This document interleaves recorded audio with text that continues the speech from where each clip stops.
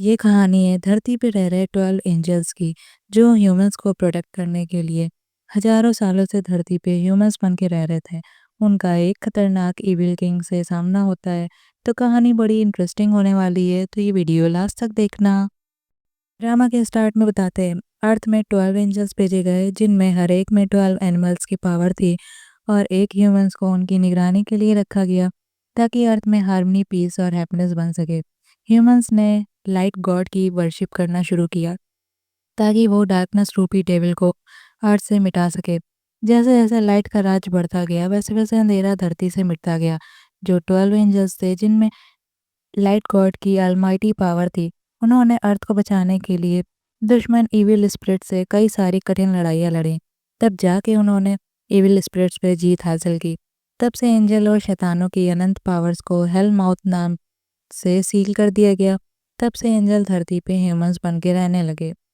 कहानी के प्रेजेंट में सीन दिखाते हैं। एक लीडर तैसन, जो एंजल लोन शार्क कंपनी में लोन शार्क होता है, वो जेल जाता है अपने डेप्टर से अपने 2 बिलियन पैसा वसूल करने। बट वो गुंडा जो यंग सो कैदी तो साफ मना कर देता है पैसे देने से, कि वो तो जेल में है और वो पैसे कैसे देगा।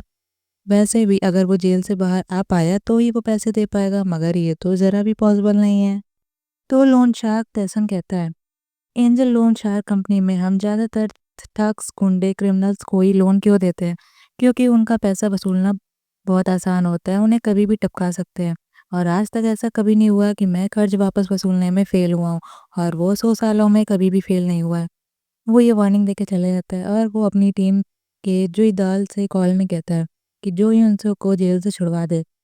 तो वो जुईदाल एक टैलेंटेड हैकर होता है, जो 200 मिलियन देके उस गुंडे को जेल से छुड़वा देता है।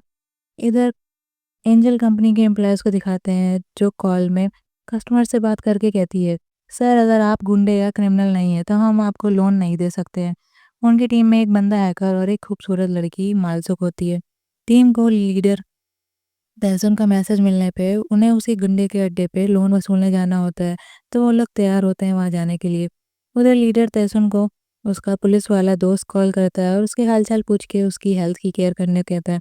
तो लीडर तहसन समझ जाता है और कहता है, क्या तुम्हें फिर से पैसा चाहिए?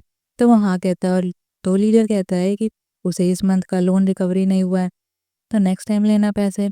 तो पुलिस वाला कहता है कि अरे हमें अर्जेंट नीड होती है, तुम जल्दी करो पैसे देने में। और पुलिस वालों को भी अच्छे कपड़ों की ज़रूरत होती है, वरना गुंडे लोग हमें हमारे कपड़ों से जज करते हैं। तो लीडर उसे पैसे भेज देता है। पैसे मिलते ही पुलिस वाला खुशी में उसे थैंक्स कहता है और फिर कभी कॉल ना करने की बात बोल के कॉल कट करके लग्जरी शॉपिंग करने लगता है। इधर हर मेडिकल सेंटर में जेंट्स नर्स को दिखाते हैं, जो अपनी ही हॉस्पिटल का प्रमोशन कर रहा होता है फेक कमेंट्स करके। तभी उसे पेशेंट के चिल्लाने की आवाज़ आती है। वो जाता है तो डॉक्टर लेडी पेशेंट की गर्दन मरोड़ देती है। बेचारा वो पेशेंट तो बेहोश के वहीं गिर जाता है। इतनी खड़ूस खतरनाक डॉक्टर देख के बाकी 2-3 पेशेंट्स भी भाग जाते हैं। तो नर्स आके उन्हें टोकता है, अरे डॉक्टर तुम ये क्या कर रही हो? ऐसे किसी की गर्दन नहीं मरोड़ते हैं, वरना लोग देख के ही डर के भाग जाएंगे। फिर वहीं एक व्हीलचेयर वाला बंदा डर के भागने का ट्राई करता है, बट नर्स उसे रोक के समझाता है, अरे ये डॉक्टर बहुत अच्छी डॉक्टर है, बस इनका तरीका थोड़ा अलग है ठीक करने का, आप चिंता मत करिए, ये तुरंत ठीक कर देंगे आपको। तभी वो बेहोश पेशेंट उठ जाता है और खुशी से चिल्लाता है और कहता है, अरे वाह, मेरा हेडेक तो गायब हो गया एकदम से, वाह डॉक्टर आप तो कमाल की हो, मेरा तो नेक पेन भी एकदम ठीक हो गया। ये सुन नर्स उसे दवा देने जाता है फिर, और डॉक्टर फिर उस बचे हुए पेशेंट को ठीक करने जाती है। तो वो भी तुरंत ठीक होके उछलने कूदने लगता है और खुशी से उन्हें थैंक्स कहता है। वहीं दिखाते हैं वो पुलिस ऑफिसर लग्जरी कपड़ों की शॉपिंग करके दोस्त के पैसों में फ्लेक्स करके कहता है कि वो फुल पेमेंट ही करेगा, और चौड़ में शो ऑफ करता है। फिर वो एक म्यूजियम जाता है, जहाँ उसकी बेटी स्कूल बच्चों को एंजल्स की हिस्ट्री के बारे में समझा रही होती है। पुलिस वाला अपनी बेटी से मिलके उसे शॉपिंग बैग्स देता है, तो वो लेने से मना कर देती है।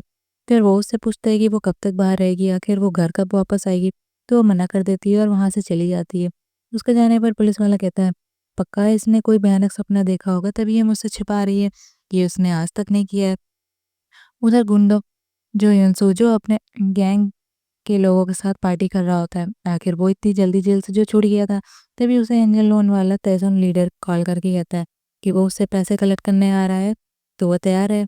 तो जो युनसो को समझ आता है अच्छा, तो तुम अपने पैसे वसूलने थे तभी तुमने मेरी बेल करवाई। तो लीडर कहता है कि हाँ, वो बस रास्ते में है, तब तक वो पैसे तैयार रखे। फिर जो यूसुफ अपने आदमियों को सिक्योरिटी टाइट करने का ऑर्डर देता है और गर्लफ्रेंड से कहता है, डार्लिंग तुम बाकी गर्ल्स के साथ छिप जाओ, मैं नहीं चाहता कि तुम मुझे उस गुंडे को पीटता हुआ देखो। जब लीडर उसके अड्डे में जाता है तो उसके आदमियों की खूब बैंड बजाता है और वहीं लीडर के बाकी टीम वाले दूसरे गुंडे के अड्डे में चुपके से जाते हैं और वहां से भाग रहे गुंडों पे अटैक करते हैं। और उनकी टीम की लड़की मालसुक तो गुस्से में आगे आगे कूद के उन सभी गुंडों की पिटाई करती है। इधर एंजल लोन वाला लीडर उसी जो इंसो के ऑफिस जाता है तो बेचारा वो डरा वो जो इंसो तुरंत उसे अपने सेफ से पैसे निकाल के दे देता है, क्योंकि बेचारा वो लड़ तो सकता नहीं था इतने बड़े आदमी से। फिर लीडर अपनी फेवरेट स्नैक शॉप जाता है।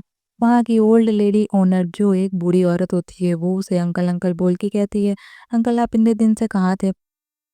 वो ही एक अकेली ह्यूमन होती है जिसे पता होता है कि लीडर तेसुन असल में एंजल है जो ह्यूमंस को प्रोटेक्ट करते हैं। वो लोग बातें करते हैं कि कैसे लीडर ने जब वो बच्ची थी और उसने उसे और उसकी मॉम को गुंडों के हमले से बचाया था। उनकी वजह से ही उनकी शॉप बच पाई थी और वो आज वही बिज़नेस चला रही हैं। फिर वो उसे स्नैक देती हैं घर ले जाने को। तभी वहाँ एक बूढ़ा आदमी लीडर को डाँटता है कि साले तुम्हें ज़रा भी अकल नहीं है। अपनी उम्र से बड़ी इतनी बूढ़ी औरत से बदतमीज़ी से बात करते हो। तो लीडर उसे पहचान के कहता है, अरे मानबुक ये तुम हो क्या स्टेशनरी शॉप वाले। तो वो दोनों एक दूसरे को पहचान के खुशी से गले मिलते हैं। मानबुक कहता है, अरे तुम तो अभी तक वैसे के वैसे ही सेम लगते हो। इधर पुलिस वाला बंदा ऑफिस में आर्कियोलॉजी की न्यूज़ देखता है कि जिनरे अपार्टमेंट के रीडेवलपमेंट में बहुत सारे रिलिक्स मिले हैं और बहुत सारे उस इरा से मॉन्यूमेंट्स वाले पत्थर मिले हैं जिनकी उम्र की जांच होनी बाकी है। फिर उन पत्थरों की उम्र की जांच होती है, मगर उस ग्रॉप्स में कुछ भी स्पाइक नज़र नहीं आता है, इतने ओल्ड और पावरफुल वो पत्थर होता है। फिर दिखाते हैं शैतानों के लीडर को उनका आदमी बताता है कि उन्होंने ओगवी को ढूंढ लिया है। अब ये ओगवी क्या बला है ये हमें आगे के एपिसोड में पता चलेगा। बस ओगवी एक मेन शैतानी विलन है जो क्रो को रिप्रेजेंट करता है। जब ये उन 12 एंजल्स में नहीं बन पाया था तो उसने रिवेंज लेने के लिए इविल की साइड ले ली थी। तो वो शैतानों का लीडर फुल मून नाइट में अपना खून बहा के अपना हाथ उसी शैतानी चट्टान पे लगाता है, मगर उसकी पावर बहुत कमज़ोर होने से वो मूव नहीं कर पाती है। मगर वो फिर भी हार नहीं मानता और फिर से ट्राई करता है और इस बार वो चट्टान टूट जाती है और उस गुफा में कैद शैतानों का शैतान यानी किंग ऑफ शैतान ओगवी छूट जाता है। उसे देखते ही बाकी शैतानों की टोली बहुत हैरान होती है। ये शैतान किंग अपने काले पंख फैला के लाल आंखें करके उन सभी को घूरता है। ये ओगवी एक फॉलन जोड़ी एंजल है जो उन 12 सेलेस्टियल बीइंग्स एंजल्स ना बन पाने के कारण उन रिवेंज लेने के लिए इविल की साइड ले लेता है। ये क्रो को रिप्रेजेंट करता है और ये क्रो की तरह लगता भी है। इसका मोटिवेशन है अपनी पुरानी पावर्स वापस गेन करना और ह्यूमन वर्ल्ड को तबाह करना। चलिए दोस्तों, ये पार्ट यहीं पे खत्म होता है। फिर मिलेंगे नेक्स्ट पार्ट में, तब तक के लिए बाय बाय।